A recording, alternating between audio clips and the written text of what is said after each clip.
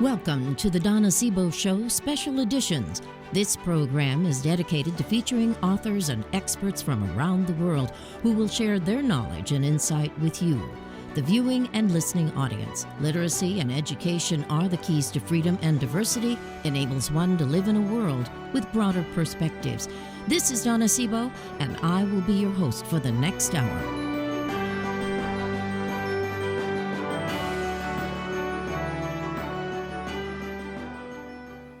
Welcome. I'm Donna Sebo, and this is the Donna Sebo Show Special Editions. For those of you that are not familiar with me, I've been in broadcasting for well over 22 years, and I currently have a daily show, the Donna Sebo Show, that's heard Monday through Friday, and also Warriors for Peace. I interview authors from around the world, and you know what? When you have as extensive a contact with people as I do, you find there's many different subjects that are presented to you, and some of them, well, they make a great deal of difference in your thinking and in your life. And that's what this program, in particular, is about. I wanted to title the program Visions, They Want to Be Heard. Who are they? It's the mothers and fathers and children, thousands of them, around the world that want people to know about human trafficking. This is subject matter that I became more acquainted with one of my guests. And by the way, I have 4 lovely ladies that are with me today. And these lovely ladies each are going to share with you a very, very special story, if not many stories, about the realities of what this entails. And as one of my guests was saying before we even started our program, it involves so many levels that very, very few people have any idea about. Maybe you've heard of human trafficking, but you didn't really make sense to you. I can remember hearing stories when I was a little girl about white slavery, about children that were stolen, that were sent to different parts of the world. But it was never a big part of my experience. It usually was hushed up pretty well and pretty thoroughly. Well, my guests today are Janine Vance and also Jeanette Vance. Now, they're twins, and they're both very, very dedicated to this arena of interest for a good reason. And we're going to find out about that. Then we're also going to be talking with Kathleen Chasen and then Melissa Trejo. Each of these women have a story that's so powerful. Actually, have multiple stories. But let me just add something else. Last year, I was given the privilege of being able to be the master of ceremonies of a very special symposium. And this is a black and white flyer, but it was the Adoption Trafficking Awareness Symposium. I had no idea, being the master of ceremonies, that I would have the privilege of not just meeting people whose lives have been so difficultly affected in such a profound way. I had no idea what I was going to be exposed to. And by the end of that symposium, it made me aware that I wanted to do something very, very special. And the opportunity was offered to me to be able to do this program, and I hope you will find it as informative as I want it to be for you, for your family, and for your friends, because it does make a difference. It doesn't mean this affects just us locally. Like I said, I'm here in the Pacific Northwest, and all of my guests are here in the Pacific Northwest. But these are people that are affected around the world. And just recently, in Seattle, they had a major, major breakthrough with trafficking at the Sea-Tac airport, where 9 people were brought together, and 4 of them were human beings that were being trafficked. They didn't say whether they were male or female. And all of the perpetrators that were with them had criminal records. So this is something that multiple agencies, not just the Sea-Tac Airport Police, not just the Seattle Police, but you had the FBI, you had Home Security. So there's a lot of agencies that are working together to try to do something about this environment. I want to introduce my ladies first. I'm going to go to my left first, and I'm going to introduce Kathleen Chafin. Now, Kathleen, you were an Iowan girl. Yes. Oh, my born and bred. goodness. How did you ever get here to the Pacific Northwest? Actually, fight or flight. I had a moment where I thought I wasn't fitting well in the Northwest, and I was trying to flee pain. So I came to Seattle, to be totally honest. Wow. Well, we're going to hear more about your story. And, you know, Melissa, you have such an incredible story. You're originally from Colombia, are you not? Yes, I am. So how did you end up coming to the United States? I was internationally sex trafficked into the United States from Colombia in 1987. Oh, my goodness. Well, we're going to get into more detail. Jeanette and Janine, you are the team that I have become to know so well, and I delight in having that wonderful friendship and association. But your story, you know, I'm going to start with you, Janine, first, because it's because of your books that I was able to find out about you and your sister. But you were brought into the United States, you were adopted, but your stories are so profound because you didn't know. You didn't know anything about your family history. An American family adopted you, and my goodness, look at everything that has evolved since then. Your worlds have just been incredible. Now, Janine, you are the executive director of the Against Child Trafficking. And then Jeanette, you're the co-founder and administrator of Adoption, Truth, and Transparency Information Worldwide. It's a network. How many people do you have in your network at this time? We have about 8,100 people right now. Over 8,000, my goodness. Yeah, that represents all over the world, each country basically. And the two of you are an incredible team. And when you put on the symposium last year, you had people from India, you had, and this was via Zoom, the technology, you know, that we're utilizing so much today. But through Zoom, you were in contact with someone in Spain. You had people in South America. I mean, and I don't remember what island the other gentleman was from, but each of them had such powerful stories. And then the panel of people that you had sharing their stories and what they were going through. This is a dynamic that I think each one of you, by being on the show today, you bring your own individual aspects. And so I want to be sure that you're going to be able to share your stories, because these stories, they need to be heard. And for those of you listening, I want you and watching this, and by the way, we're also going to be taking the video off of this and airing it on one of my broadcasts so that people can have the audio as well as doing the video. But this is something that I don't think many people really have a clue about. Janine, what was the biggest aspect relative to the two of you finding out? And you were, what, late teens, early 20s when you found out about your adoption history? What was the time frame? Because you didn't think that you were different from anybody else. You just thought, you know, you had mom and dad and that was it. So when did the bomb get dropped? Well, we grew up in what I would consider a typical all-American family. Of course, there were some challenges, like any family, but we did our best to maintain, you know, a relationship. And it wasn't until after our mother had passed away from cancer that we learned that we were not U.S. citizens. And when we learned that we were not U.S. citizens, but aliens, and had alien immigration cards, that really shocked us, because we assumed, you know, prior that we were our parents' real children, because that's how you are brought up when you're younger. And and then to discover that no, we're actually aliens in the U.S. It really puts a spin on your identity.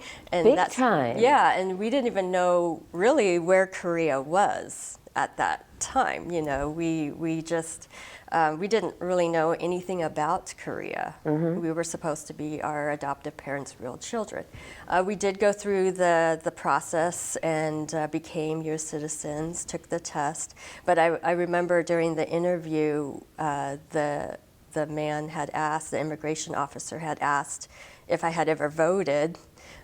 And fortunately, I hadn't, because if I had, I could have been deported back to Korea. Oh, for heaven's sakes. Yeah, and now that we've been involved with the Korean adoptee community, we do know of several Korean adoptees who have been deported back. Because they voted or for other circumstances? They've done different things that put them at risk of deportation. Now, this has been an issue with a lot of people. They'll say, well, if you haven't followed the protocols, then you should not be allowed to stay, and there's all kinds of commentary. But we're talking about children that, like you, I mean, you were adults when you finally found out about this. So this brings in a whole different dynamic that nobody hears about. Right, and that's the thing about adoption. Since the adoption agencies don't tell at that time in the 1970s, the early 1970s, and still today they don't really make it a requirement to tell adoptive parents that you have to go through immigration and that type of thing, or that they should do that. I mean, things have changed since then, but at the time, we really didn't know what to do even if you're not a U.S. citizen. And so that kind of opened our eyes to the difference between being somebody's real child and being an adoptee. And once we started our group, the Adoption, Truth, and Transparency Worldwide Information Network, then we started hearing from other adoptees, other overseas adoptees who were going through the same issues and the same problems, that their adoptive parents weren't finishing the right paperwork, or that the agencies weren't requiring them to do certain things to ensure that we were U.S. citizens. However, the adoptee movement has made efforts to correct that type of problem within the system. Well, now, Jeanette, with this happening, and again, this occurred in the 70s. So when you were brought over, the two of you were what, 6 months old? Yeah. You're just babies. So did you come through Canada or did you come through the U.S. when you were adopted? To the U.S. Our parents didn't have to go to Korea to obtain us. Yeah, but did they pick you up in Canada? Or They picked us up in the Sea-Tac airport. Oh, the Sea-Tac airport. Okay. Yeah. Because I know there are some people that they're picked up in a country and then they're taken across the border, and then they, enter in to the United States or wherever, they're wanting to get to the United States. Yeah. This is a real dilemma, because if your adopted parents don't tell you about this until you're an adult, you're in a real mess. Yeah. And you don't even realize it until you're an adult, and then you have to try to fix it, which is really challenging. No kidding. Now, Jeanette, with what you have experienced, and because you've got over 8,000 people that have reached out to you, that are sharing their stories, that are talking about different things that they're going through. Yeah. This is something for you. Do you have people in immigration that you are able to refer them to? Or do you have protocols that you're able to share people, through the social media positioning that you're in? When they relate this to you, are you able to provide information to them? Well, luckily, because the group is so big, that there's definitely resources. It's just really challenging because it's not as simple as most people think. You just refer the person to this other person, like, you know, a lawyer or something. I mean, there's just so much human suffering going on that's behind the whole not having your U.S. citizenship. There's abuse that goes on in the home. There's fear, anxiety of being deported. There's fear of being, you know, even talking about it and then being kind of abandoned by your adoptive family. There's, you know, there's just so many issues. It's just not a very easy, oh, I'll just go and get my U.S. citizenship. So it's our group it more gives peer support. Like if somebody finds out that they're not a U.S. citizen, then somebody else in the group will say, oh, that happened to me and this is what I did. So it's more peer support in giving people information based on their experience. So you have found that there's many different levels to the trafficking. And I know that Melissa and Kathleen will have their own stories that we're going to hear. What are some of the levels that, and either one of you can answer, what are some of the levels that you really were surprised to hear about when you started doing your research? Well, the stories from like the experiences that Kathleen went through and that Melissa has gone through. I mean, it's horrifying to know that this happens, but instead of them receiving help, the help that they deserve and need, and that instead we're being stigmatized as complaining adoptees or minimized as not human. Because with mothers, the problem with mothers of loss is that they're in other parts of the world and even in the US, it's like they're not supposed to exist. They're not supposed to even talk about the loss. And that there actually have been crimes committed against them, but because they don't exist, we're not supposed to know about it. And so I really believe that we need to start putting these stories out there so then people know that they do exist and this is what happened in history. And now that we know, we can make a change, we can do something that we can listen first and then without judging and from a receptive point of view. And then from there, we can decide, okay, what do we do now? Human trafficking is not something new. And that is something that you bring out in your book, Adoption History, and the fact that this has been going on for a long, long time. In our world, as I'm sure it was even in the past, it's all about the money. And it is something that I know there are going to be people, because I know of some wonderful families that have adopted children from other countries and brought them into the United States, and they love them, they really care about them. But there is this dark underbelly that is so big, and it is global. And Melissa, I want to start with you on this, because for you to even be willing to share your story, I think is just amazing. Because so many people would be so frightened. They'd say, I don't want to show my face. I don't want anybody to know this. And it's a very emotional aspect of a human experience. Tell us what happened to you. So in 1987, I came here with my two younger siblings to the United States, and we were internationally adopted from Colombia by a child sex predator and his wife. We, first of all, should not have been up for adoption in the first place. We were labeled orphans, abandoned orphans. Why? I don't know why, because my parents were right up the street. I knew exactly where they were. While my parents weren't watching, Colombian Social Services came in and snatched us up and took us to an orphanage / foster care. That's where we stayed until the American couple came and picked us up one day, just all of a sudden came and picked us up, took us to a hotel.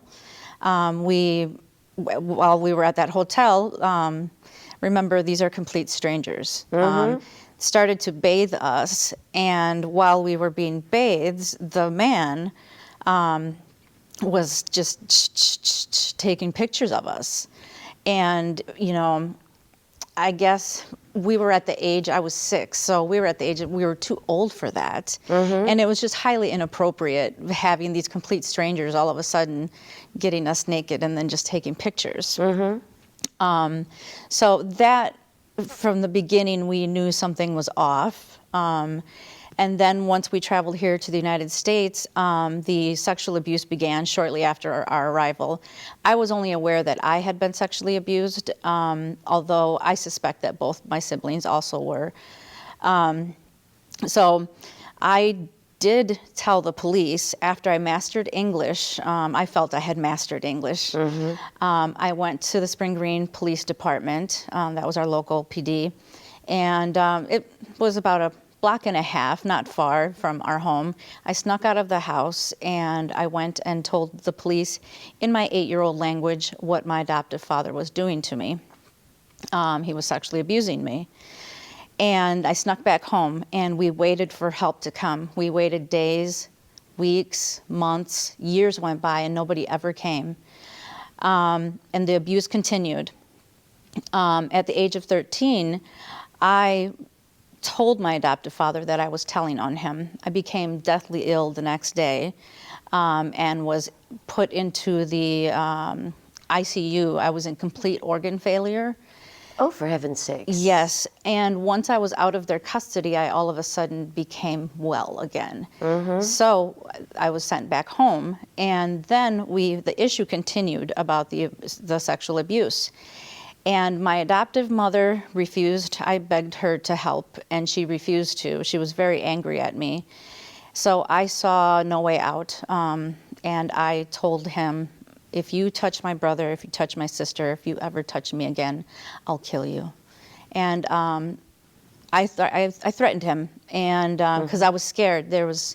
I didn't know what else to do. This woman was not going to help, and she was the only person in the world that could. I'd already talked to the police about it, and they had done nothing. So I was terrified. So I took extreme measures, and yes, I did threaten him. So anyways, after that, I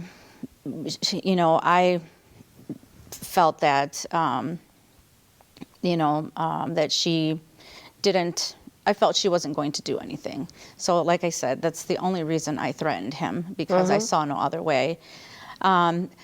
After threatening him, they called the police on me. Now remember, 6 years prior, when I told the police, they never came to help us. But here, 6 years later, when I threatened him, he calls the police, and they showed up. 2 officers went to the door, and they asked me, Melissa, did you threaten him? And I said, yes, I threatened to kill him because he touches me. And they said, well, due to the allegations, you two cannot be under the same roof. One of you has to leave. Now remember, I was 13. Who's supposed to leave here? So they asked my adoptive mother, the police asked her, ma'am, what would you have us do here tonight? And it's not up to her, they're the police, so I'm not sure exactly why it was left up to her. But she took his arm and said, my husband's not going anywhere. And they asked me if I had anywhere to go. And everybody knows in our little town that Mike and Bonnie rescued us and that we had nobody. So for them to ask me, do you have any family you can go with? It was really stupid. And I said no. And they asked if I had any friends I could go to. I went to a friend's house. And except I actually didn't end up going to a friend's house. That's just what they told me where they were taking me. While I was in the squad car, I figured out that I wasn't going there, and I asked them, this is not to my friend's house, where are we going? And I was informed that I was being transported to the state mental institution, which is where they transported me to. Now, after getting there, they figured out that I was not mentally ill, and they weren't gonna keep me, so they're like, Melissa can go home now. And my adoptive mother said, well, Melissa is no longer welcome in our home. We will keep her 2 younger siblings, but she is no longer welcome in our home. So for telling, I got in trouble, and I was put in a group home for troubled youth and delinquents. And at that home also, they figured out that I was not a good fit. I was a straight A student. I'd never been in any trouble in my life. And they needed the bed for a real delinquent. So they were going to send me back home. So after that, my adoptive parents hatched up a plan. They got a lawyer to basically say that Melissa acts very mature for her age, and we want to update her date of birth.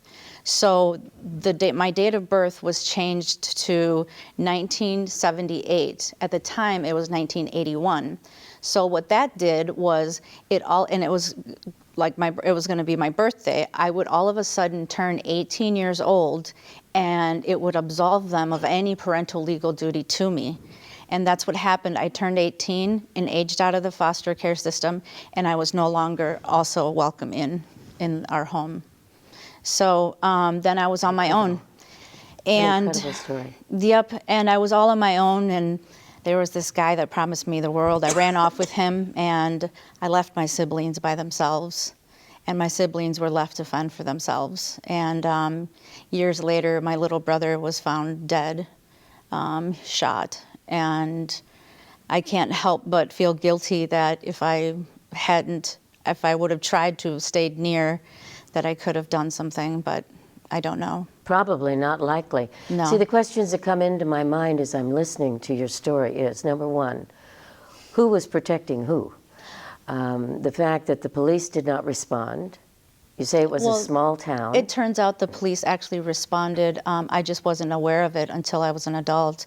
The police did indeed go talk to him as a friend, and he confessed to them that he did indeed had sexual contact with me, but he was mortified and he was very sorry and he wouldn't do it again. So I guess that made it okay, and they buried the story. How did you find out about those facts, though? Oh, because for years I've been digging the documents from DHS and the police report. They wouldn't give me them for years, probably for about 20 years or so. I have gone repeatedly looking for my documents, and of course, and I would get some redacted, and they had the stuff missing, the pieces that I needed. And little by little, I was able to accumulate all these documents and to put this entire story together. So it just took a long time, but it turns out that on 3 separate occasions, years apart from each other, my adoptive parents actually went to DHS as Good Samaritans and told them, listen, at home, my husband had this sexual incident with my daughter, and we want to make sure we're doing the right thing. And so we're here. So basically, because of their honesty, being forward about it, it was forgiven and nothing was done. So the allegations that I didn't make, because I only told one person one time, and it was a police officer. Yep, so the allegations, their confessions, were deemed unfounded all 3 times, and the case was closed all 3 times. Now, how in the world could they deem it unfounded? And your siblings, were you able to find out any records on them at all? No, they had interviews that they had interviewed my siblings, but my siblings and I spoke, and they told me that there wasn't any interviews. Nobody ever came and spoke to them. So there was just there were manufactured interviews. So you had a pedophile and his wife that supported that behavior.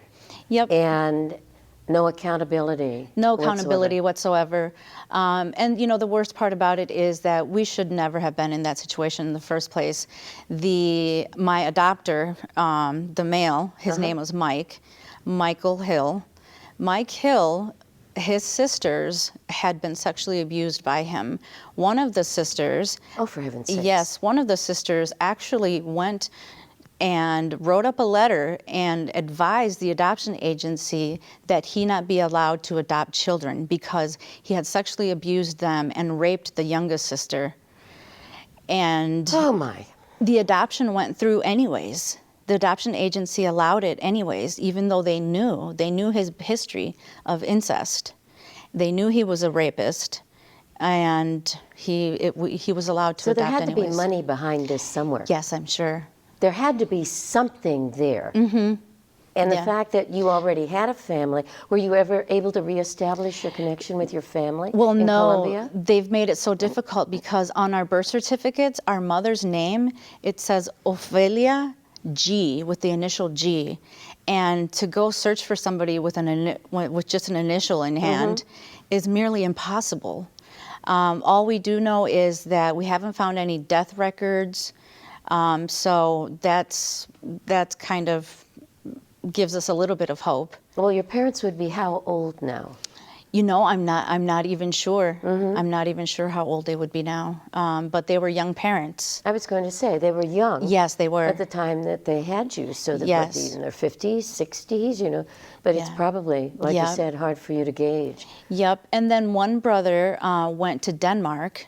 There was a total of 4 of us. So 3 of us came to the United States. The other went to Denmark. And his parents were told that he was an only child. So they lied. Good grief. Now these parents, we actually met them, and they said if we had known that he had siblings, we would have adopted all of them. But we were told by the adoption agency that he was an only child. So just the lies, you know, the lying. All about the money. Yes, that's exactly. All it's all about it's the about. money. Yep. All about so the money. And the adoption international adoption factor. yeah, it's not about the best interest of the child. At least at all. I know for a fact that my adoption was not in the best interest of us. No, the fact the adoption agency would even consider something like this. Yep, they This paid. belies anything that, I don't know, I've ever been told, you know, about adoption agencies. And there's a lot of good people out there that really do love the children that they've adopted. But there's so much more of this that's going on. Yes, This is yes, this is really something that makes you aware of how there are so many systems out there, but the right hand is not holding accountability Yeah. for the left hand and vice versa.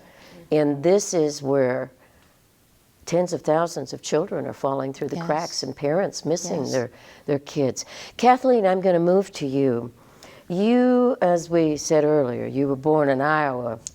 And I wouldn't even begin to try to tell your story, but you go ahead and you share it. It's just amazing, absolutely amazing.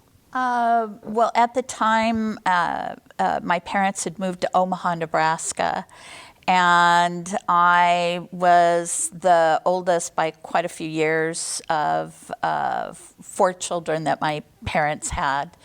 And thinking I'm living a pretty average life like anyone else. And I did go to college in another state, St. Louis University, and immediately met Harold. And we started dating and talking of marriage, and even making marriage plans. And we had sex one time, and I became pregnant. It was a surprise to us, but more typically, we're going to tell the parents, we'll just get married earlier. But there was not a word about adoption or abortion, for that matter. This is 1968, and birth control pills were not available. Condoms were near impossible to get. You had to ask a pharmacist. And in a college town, they weren't giving them to the college students. And but still, I didn't feel shamed. I just felt, oh, what an awkward situation with my parents. But I felt I had a loving partner and we'd be okay. My first mistake was I had a pregnancy test at the Student Health Services at St. Louis. And one night, very soon after, I got pound, pound, pound on my dorm room door. It was one of the apparent nurses from the student health. who was very intrusive and kept trying to push her way into my dorm, and I kept pushing her back. And she said, have you told your parents? What are you going to do? What are your plans? I was more angered and annoyed than anything else, and told her to leave. I just didn't quite understand why it was any of her business. And 8 o'clock the next morning, I get a note from the dorm TA that my mother had called at 7 o'clock in the morning, and I was supposed to call her right away. So apparently they had told my parents before I had a chance to. At that point, Harold and I made a decision. We'll fly to Omaha, we'll meet your parents, we'll talk to them, we'll talk about marriage plans. And when we went to Omaha, of course, my parents were upset. His parents were upset. Still, not a word of adoption. And we went to see Father Hupp at Christ the King Church, who was our parish priest. And he, with another priest with him, shocked Harold and I by saying, we should not get married in sin. We should seriously wait and think about this and not rush into marriage because of this sinful situation. Harold and I were in shock. We thought the first thing they're going to do is want us to get married. And Father Hupp later became, soon afterwards, the director of Boys Town. Boys Town was failing financially, and Father Hupp had the ability to gather funds within the church. He was well known for bringing in money, and he then left and became director of Boys Town in Omaha, Nebraska. We went back to St. Louis trying to figure out what to do. We went looking for a place to rent. We tried student housing, but they wouldn't let us rent if we had a baby or if I was pregnant. So we made mistake number 2. I would go home to Omaha. He would go home to his Memphis home. We would save money during the summer. Let me point out, I had started working when I was 15. When I went to St. Louis University, I worked at the controller's office. I had been independent, making my own money on my own feet. And one day when I was back in Omaha, we thought just for the summer until September started, I walked in with no notice, and there was a priest sitting with my mother. And he started off just really, you are so admiring to me, the stamina you have, in telling your parents and owning this bad situation. And he kept praising me. Then it turned and he said, but you have created the greatest mortal sin equal to murder. Excuse me? You have created the greatest mortal sin equal to murder. Oh, He my put goodness. me, and you have to, again, for people who are not Catholic, a priest is God, this close to God. Yeah. You have a sin, you tell a priest. You don't pray your sin to God. You get absolution from the priest. I had gone to Duchesne Academy in Omaha, which was an all-girls private school. We curtsied. We lived in the convent with the nuns. They weren't called sister. They were called mother.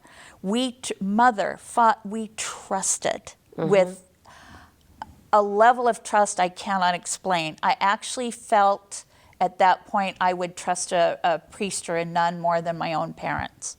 I can understand that. And so his words shocked me to my core and made me feel guilty, shameful. My mother and I started then fighting. My mother and I had never had a close relationship. And I was trying to look for an apartment to move to because it was a little too toxic. Father Holly suddenly appeared again and into my life and said, we have a couple you can stay with short term, and they're happy to open their doors to you free. And I thought, oh, okay, I can get out of here. I can save money back for St. Louis. And somehow they took me to Sioux City, Iowa. 2 weeks after I got there, all of a sudden, Father Holly shows up with a stranger who I later found out was an attorney for the adoptive parents. Notice not a word has been said to me, not one discussion has been discussed about adoption. And it was announced that I was now to cook, clean, and babysit for this family, not only until I gave birth, but for a few months after the fact. They basically expected me to go deliver a baby and come back to them to serve them. And we spent quite a bit of time arguing about it. I will say I finally signed their paper because I was so fearful. I was actually fearful of my life at that point and traumatized over the pressure. Remember, I'm in a strange state with strangers around me, not a friend, not a boyfriend, not a parent, not a relative. And then I tried to get back to St. Louis, but went into labor. The people I was staying with, who massively disliked me because I don't cook and I don't clean that well. And this would make a great movie. This didn't turn out quite the way they wanted either. The mother was running for school board position, and that's why she needed a helper, and she was taking classes. It wasn't done out of the kindness of their heart. It fulfilled their need, and that's what all this is about, is filling someone else's need. Not mine, not Harold's, someone else's need. I had placenta previa, so I started bleeding. They dropped me off at the hospital door and drove off. And I was alone in a room full of stainless steel and white. It was so cold I started shivering, and they brought me a blanket.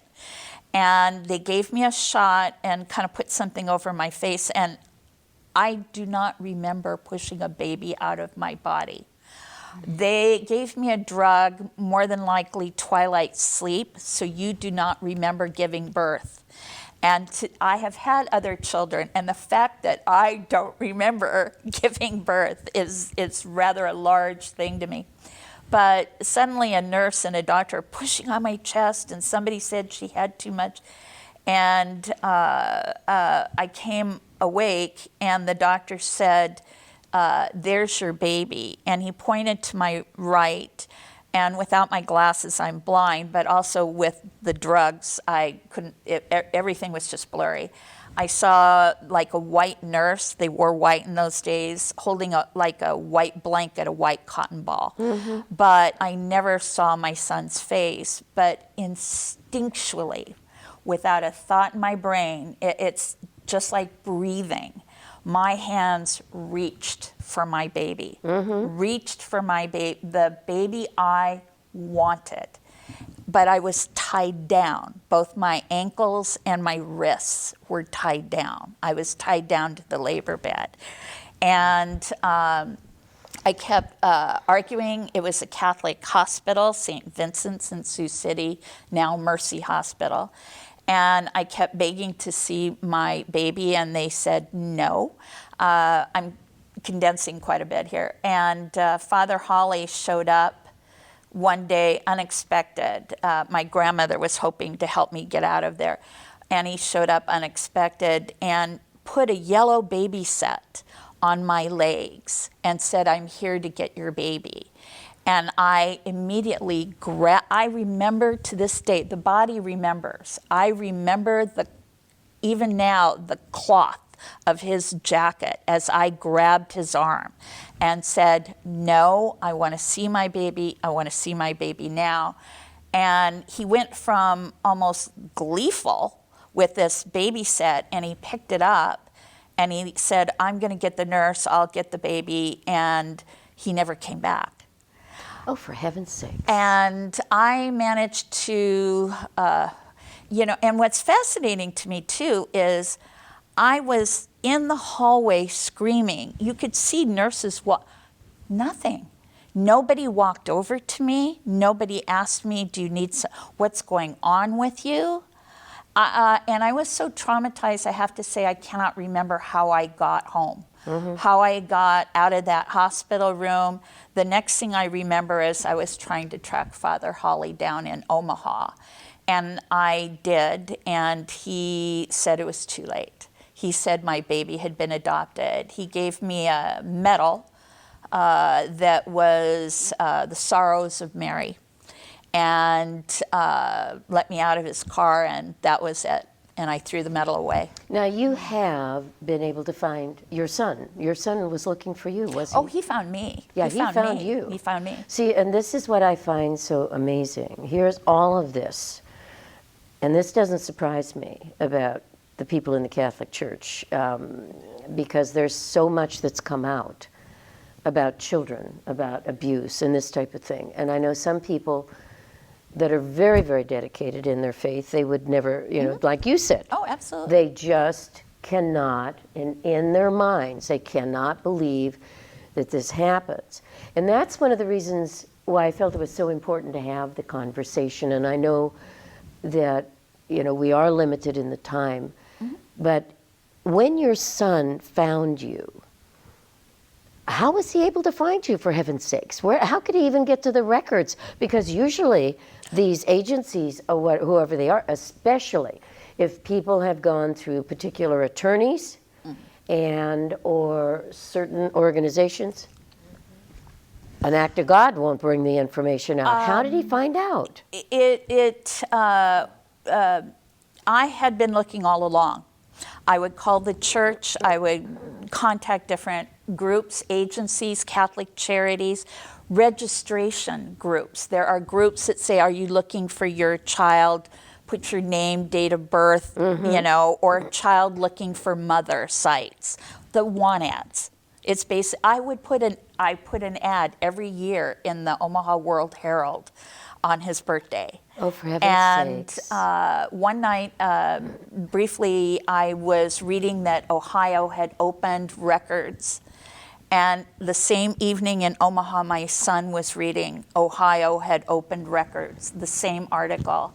And he Googled his place of birth and Father Holly's name, and immediately on adoption.com, my registry popped up with my name and all my information.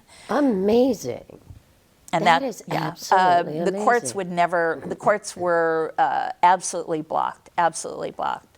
I did go to court with another adoptee from Father Holly, which is another story in itself. But the courts were no. Records are sealed. You know, there are so many stories like this. And I think it's so important for us to talk about it. And it's very painful, I think, when you listen to stories like this and you hear them.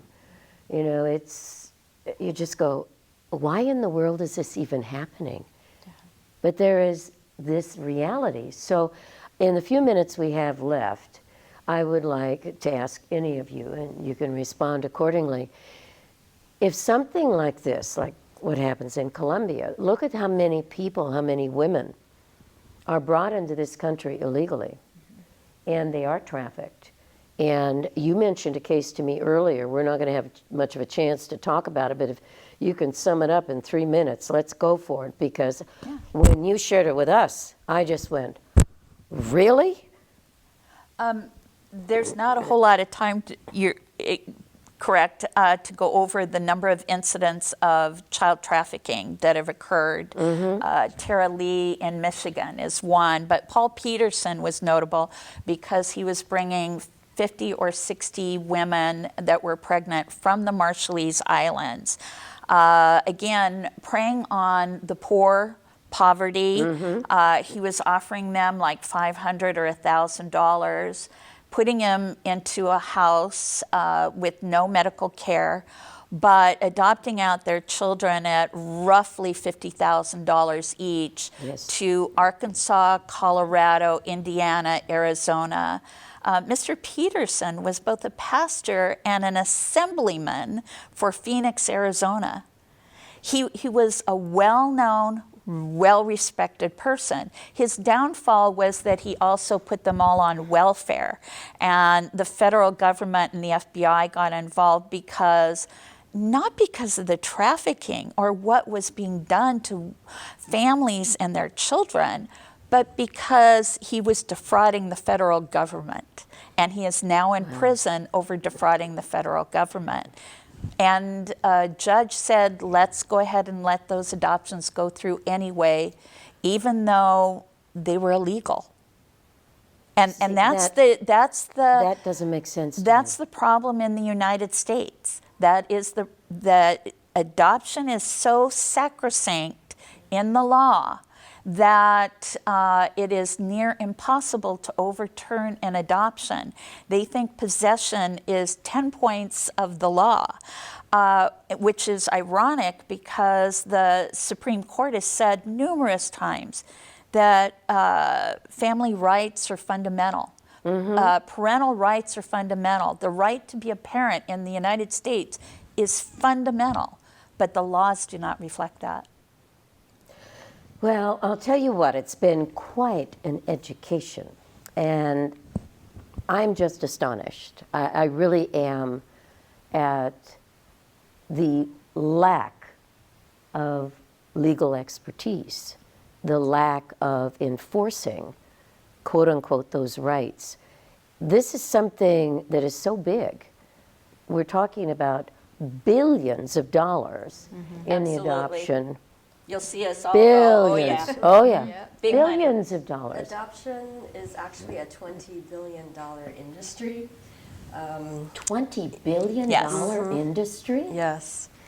And that's one of the reasons why we believe that we need to get these stories out there so people see a more balanced view of adoption.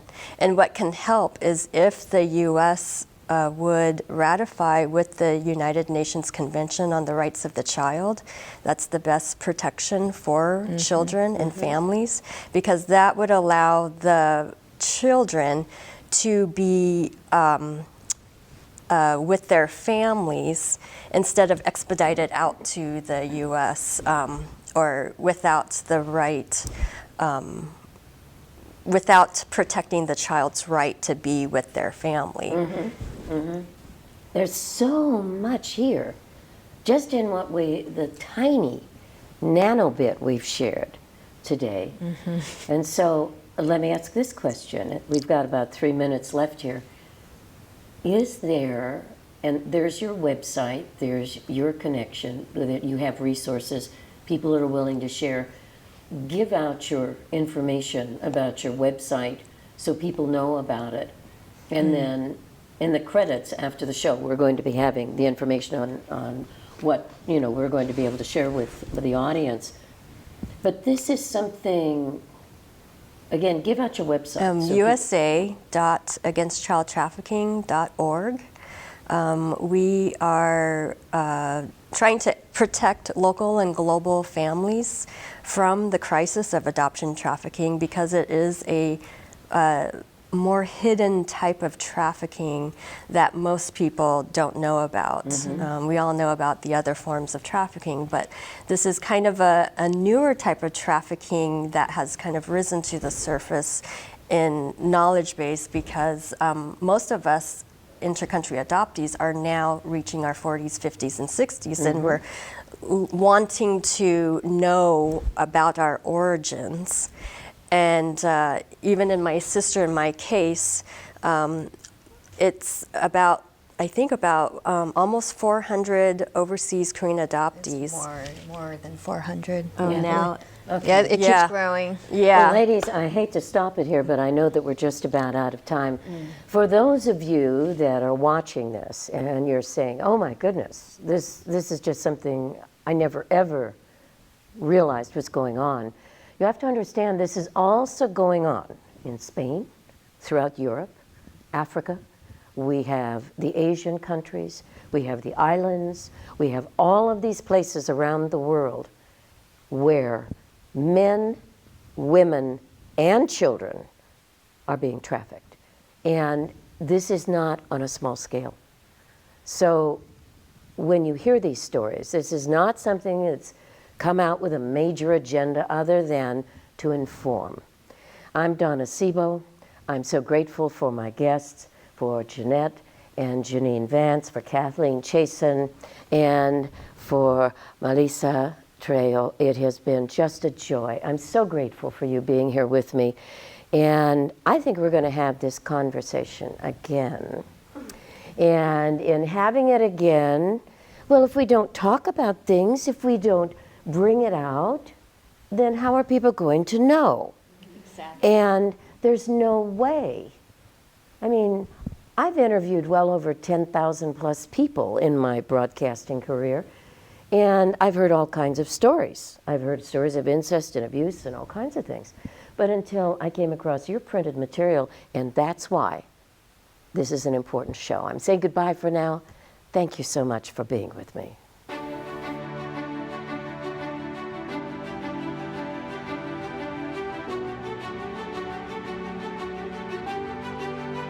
You have been listening to the Donna Sebo Show Special Editions. The audio version of this program will also be heard on the Donna Sebo Show radio broadcast. We are delighted you were able to join us and invite you to share this programming with your friends and family. Have a rich and fulfilling life.